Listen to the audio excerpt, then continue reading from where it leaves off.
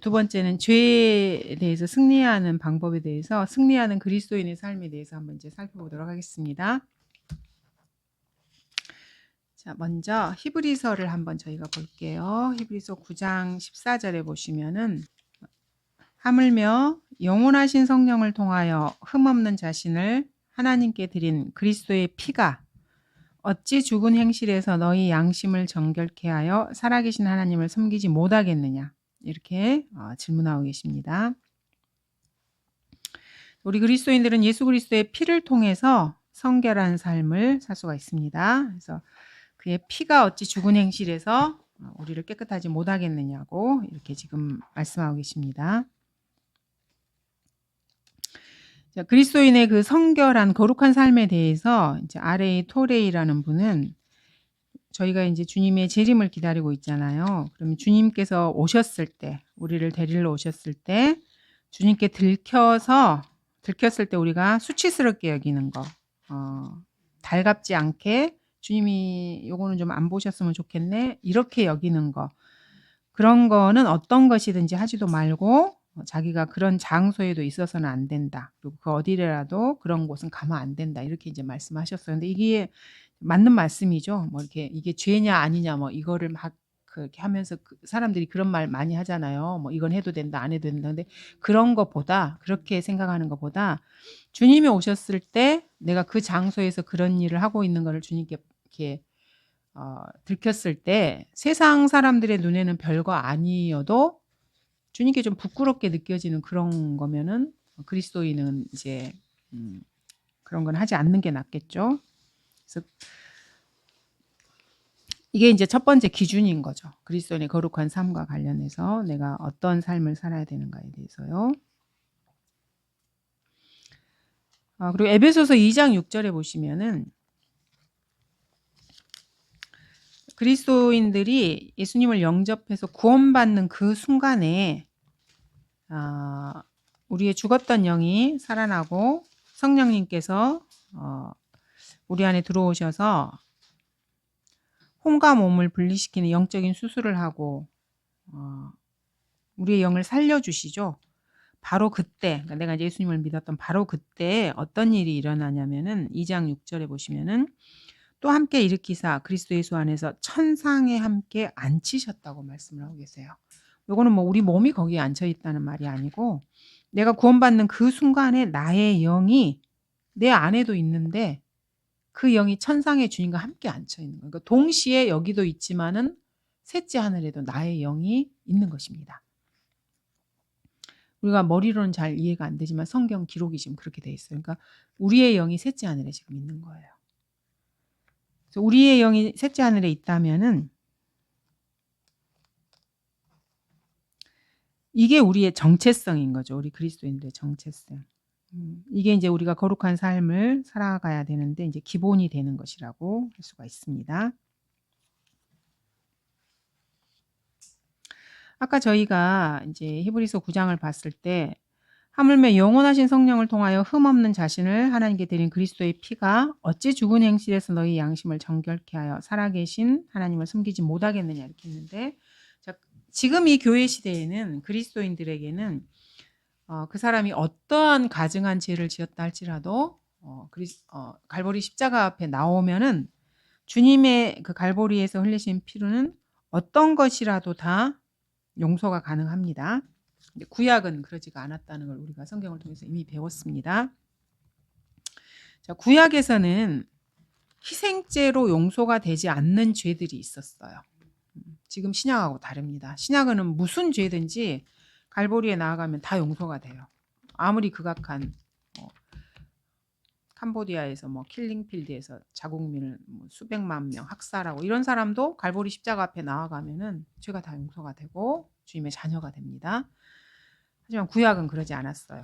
희생죄로 용서되지 않는 죄가 있었는데 그게 아시다시피 살인죄와 간음죄는 용서가 불가능합니다. 그러니까 누군가가 피를 흘리잖아요. 누구를 내가 죽였어요. 부지불식이 아니고 의도적으로 죽였어. 그러면 내 피를 흘려야 돼요.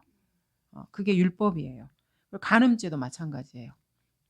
간음죄를 졌으면은 그냥 남자 여자 다 해서 돌로 쳐서 죽여야 돼요. 그게 율법인 것입니다. 희생죄를 드려도 소용이 없어요.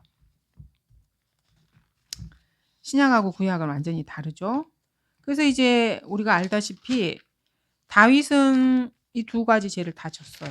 살인죄도 졌고 간음을 했고 그걸 덮으려고 살인을 한 거죠. 살인교사. 살인교사도 살인이죠. 그래서 이제 그런 죄를 짓고 나서 시편 51편에서 선지자 나단이 다윗에게 왔을 때 하나님께 이제 부르짖습니다. 그래서 시편 51편은 다윗이 죄를 짓고 나서 하나님 앞에 나온 살인죄와 간음죄를 짓고 나서 그 이후에 이제 쓴 시죠. 16절에 보시면은 주께서는 희생죄를 원치 아니하시나이다. 왜냐하면 희생죄를 해봐야 이거 소용이 없어요. 이런 죄에는. 그래서 희생죄를 원치 않으시는 거예요. 그렇지 아니하였다면 내가 그것을 드렸으리이다. 그러니까 살인과 간음을 저지르고 나서 그게 희생죄로 씻겨지는 죄라면 당연히 드렸겠죠. 근데 해봐야 소용이 없기 때문에 안 하는 거예요. 이런 죄에 대해서는 주께서는 번제도 기뻐하지 아니하시나. 이런 죄를 짓고 번제를 드려봐야 주님께 받아들여지지가 않는 것입니다. 그래서 이렇게 지금 말을 하고 있는 것입니다. 그래서 구약에서는 이 죄들이 죽음에 이른 죄들이었지만은 죄들이었죠. 그래서 어린 양을 아무리 잡아다 바쳐도 이 죄의 대가가 지불이 안 되는 것입니다. 그래서 선지자 나단이 이렇게 왔을 때 그 다윗은 이렇게 기도할 수밖에 없었어요. 시편 51편처럼요. 자, 출애굽기 구약에서 보시면은요. 우리가 속죄를 하거나 번제를 드리거나 뭐를 하면 제단에다 이거를 드려야 되잖아요. 근데 제단에다가 제물을 드리기 전에 제단을 먼저 정결케 해야 돼요. 제단을 정결케 하기 위해서 먼저 동물을 잡아서 그 피를 이렇게 묻혀서 정결케 한 다음에 그 다음에 제사를 거기다가 이제 다른 동물을 이렇게 들여서 하는 거거든요. 출애굽기 29장 37절 보시면서 저희가 지금 이런 거를 이렇게 찾아보는 이유가 우리가 예수 그리스도의 피로 지금 구원을 받고 하나님 앞에 어느 때나 나아가잖아요. 주님이 신약에는 이런 것을 마련해 주셨기 때문에 우리가 이렇게 하는 거지 주님께 나아가는 게 쉬운 게 아니라는 거예요. 거룩하게 되는 게 그냥 이렇게 쉬운 일이 아니라는 것을 율법을 통해서 한번 이렇게 보려고 하는 것입니다. 출애굽기 29장 37절에 보시면은 7일 동안 너는 제단을 위하여 속죄하고, 그러니까 뭐 한 번 해서 되는 게 아니고요. 7일 동안 이거를 하는 거예요. 거룩하게 할지니 그것이 가장 거룩한 제단이 되며 제단에 닿는 것은 무엇이나 거룩하게 되리라. 그러니까 7일 동안 제단을 먼저 정결케 하는 그 동물을 잡아서 그 피로 이렇게 뿌리고 이렇게 하는 일을 먼저 하는 거예요. 그러면 제단이 거룩하게 되면은 그 다음에 제단에 누가 닿으면 제단이 거룩하기 때문에 닿는 것도 거룩한 거예요. 그래서 구약에서는 무슨 죄를 지으면은 사람들이 제단불을 가서 잡았잖아요. 그 이유가 그래서 그런 거예요. 내가 제단불을 잡았어. 죄를 지었는데. 그러면 그 제단이 거룩하기 때문에 내가 거룩해지는 걸로 생각을 하는 거. 그러면 제단불을 잡으면 사람들이 그 사람을 못 끌어내는 거죠. 그래서 죄를 지으면 가서 제단불을 잡고 거기에 매달리는 거예요. 사실은 자비를 구하는 거죠, 그게. 근데 살인죄와 간음죄는 이게 소용이 없는 거예요. 그렇게 해봐야 소용이 없어요. 그래서 제단에 닿는 것은 무엇이나 거룩하게 되기 때문에 지금 이렇게 하는 것입니다. 그 뒤에 이제 출애굽기 30장 29절도 보시면은 너는 그것들을 거룩하게 할지니 그리하면 그것들이 가장 거룩하게 되어 무엇이나 그것들에 닿는 것은 거룩하게 되리라. 아까 말씀드린 그 제단과 관련된 이야기입니다. 이제 구약의 여러 예를 살펴보면은요, 제단불을 잡아도 소용이 없는 경우가 몇몇이 있었습니다. 율법에서 이렇게 용서할 수 없는, 지금은 우리가 뭐 예수 그리스도의 희생으로 하나님의 피로 죽은 행실에서 깨끗게 되고 양심을 정결케 할 수 있지만 구약은 전혀 그러지 않았다는 것입니다. 그래서 구약의 하에서 사는 것은 생각보다 아주 무서운 일이에요. 어떤 율법 하에서 행위로 의롭게 되는 그런 데서 사는 것은 무서운 일이라는 것입니다. 열왕기상 2장도 한번 저희가 볼게요. 2장 28절부터 34절에 보시면 이제 요게 28절에 보시면은 자, 그때 요압에게 소식이 이르렀으니 요압이 압살롬을 좇지는 아니하였으나, 그러니까 이제 다윗이 압살롬이 반역했을 때 요압이 다윗을 잘 따라서 많이 도움을 받았죠. 사실은 다윗이 요압에게. 근데 이 요압이 말년에 아도니아를 좇았더라. 자, 이 아도니아는 지금 누구냐면은요. 이제 다윗이 왕자를 솔로몬한테 물려줬잖아요. 얘도 지금 다윗의 아들이거든요. 근데 솔로몬에게 물려준다는 걸 다 알고 있었는데 자기가 왕이 되겠다고 나선 애예요. 음. 음.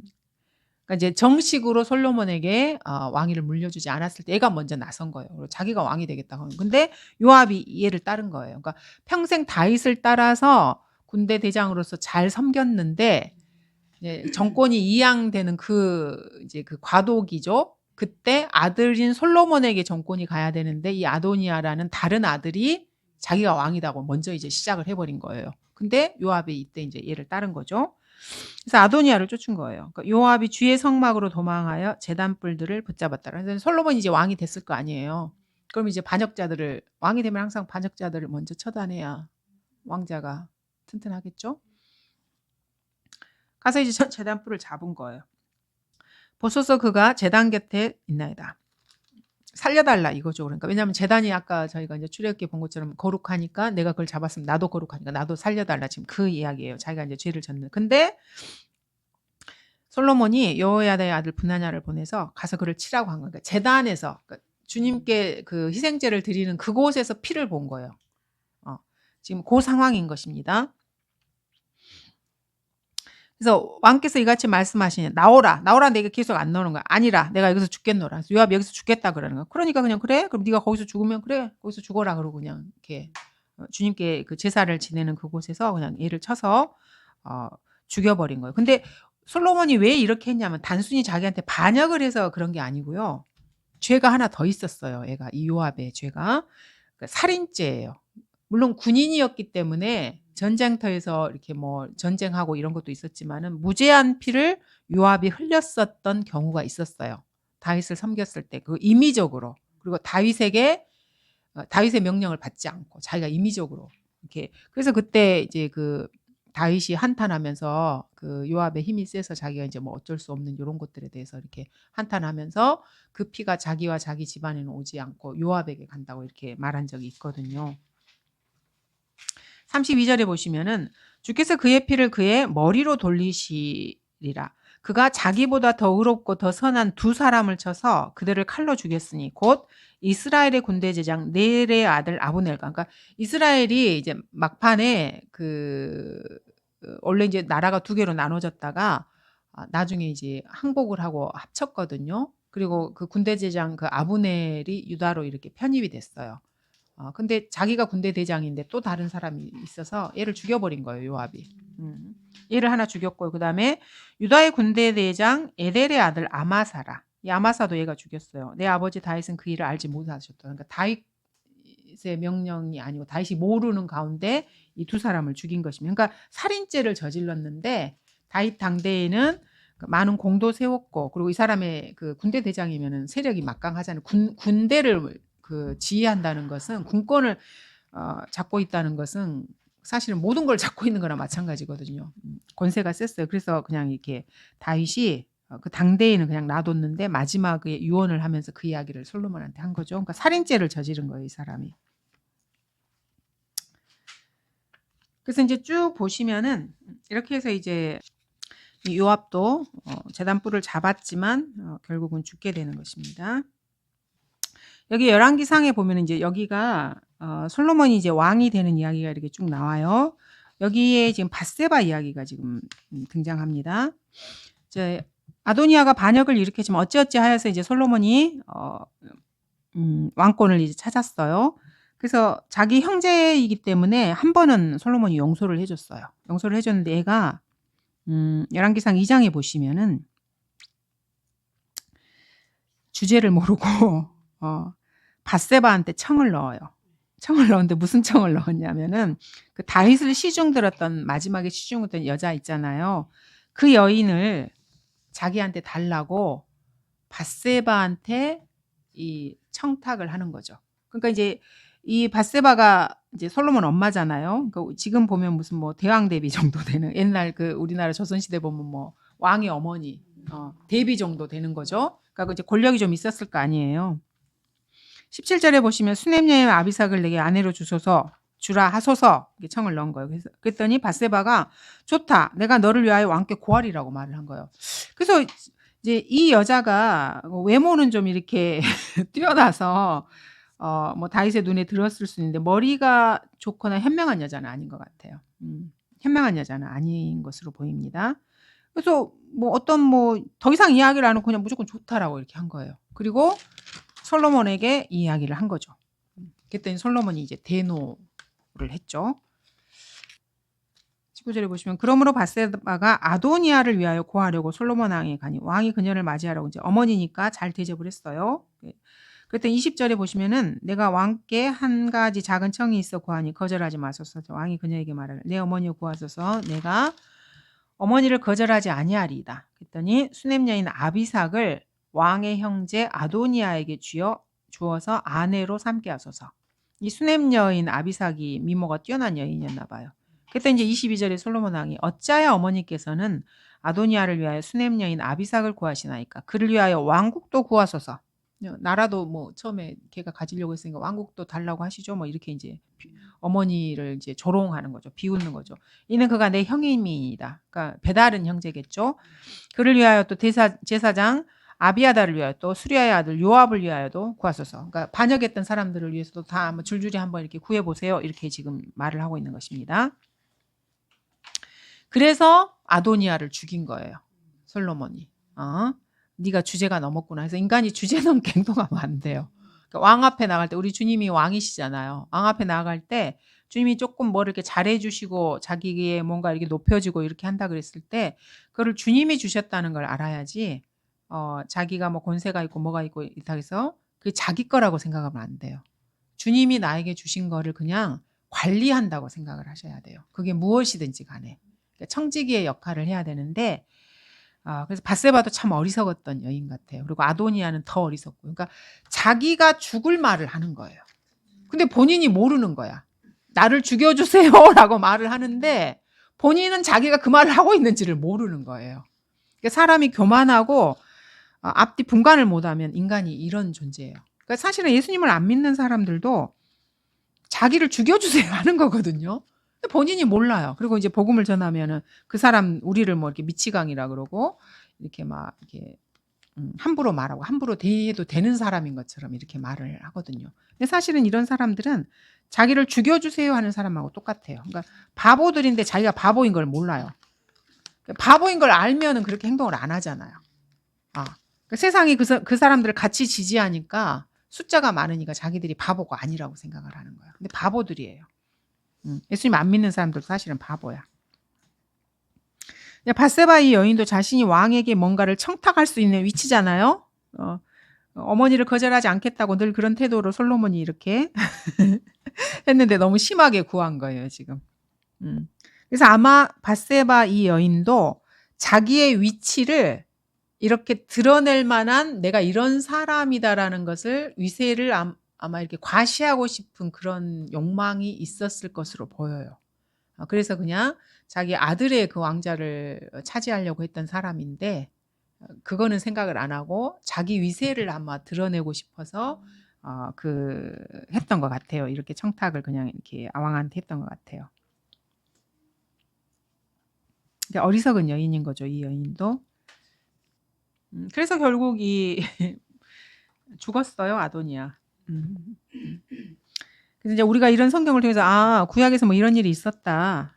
있었나 보다 뭐 이스라엘에 이런 역사가 있었구나. 이렇게 이제 그 역사적 사실로 보는 것을 더 뛰어넘어서 자신의 죽음을 부르는 행위를 하는 사람들이 많다는 것을 보시고 그걸 물론 우리가 영적으로 우리 자신들에게도 적용을 해야 되겠죠. 그래서 이거를 죽음을 부르는 청이라고도 부를 수가 있는 거죠. 어리석음의 극치인 것입니다.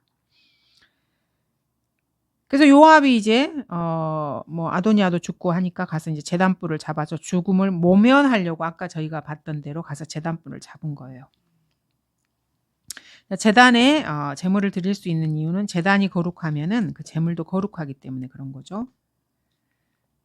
근데 우리가 알아야 될 거는 아까 저희가 읽어봤죠. 33절을 읽어보시면 열왕기상 2장 33절을 보시면 그러므로 그들의 피가 요압의 머리와 그의 후손의 머리로 영원히 돌아갈 것이나 다윗과 그의 씨와 그의 집과 그의 보좌에는 주께로부터 화평이 영원히 있으리라 이렇게 지금 말하고 있습니다. 그래서 사람의 피를 흘리면은요 그 피의 대가가 자신에게 자기가 살았을 때 안 오잖아요. 그러면 자기 후손에게 와요. 이것도 여러분 법칙이에요. 그러니까 구약이어서 이게 이렇다, 율법하에서 이게 이렇다 아니에요. 예수님을 안 믿는 이방 나라들에 사는 사람들도 이런 법칙을 조금은 알아요. 그래서 우리 그리스도인들이 거룩한 삶을 살고 영적인 것을 뿌리는 삶이 물론 그리스도의 심판석을 위해서 우리가 주님께 그 유업의 상을 받기 위해서 그런 것도 맞지만은요. 이 지상에서 육신의 씨를 뿌리잖아요. 내가 거둬요, 그거를. 그러니까 20대 젊었을 때 내가 뭘 이렇게 뿌렸다. 30대, 40대 내가 그 결과를 안 보고 아주 룰루랄라 잘 살았다. 말년에 거둬요. 그럼 내가 말년까지 안 거뒀다. 뭐 세상에 보면은 뭐 철학자나 뭐 진화론자들이나 잘 먹고 잘 사는 사람들 많아요. 주님을 이렇게 막 공개적으로 모욕하고 이러는데도 자기 생전에는 잘 사는 사람도 있어요. 겉으로 보기에. 물론 죽어서 이제 지옥에 가지만. 그러면 그 사람이 지옥에 가는 걸로 그 사람의 죄의 대가가 끝났냐? 그렇지 않아요.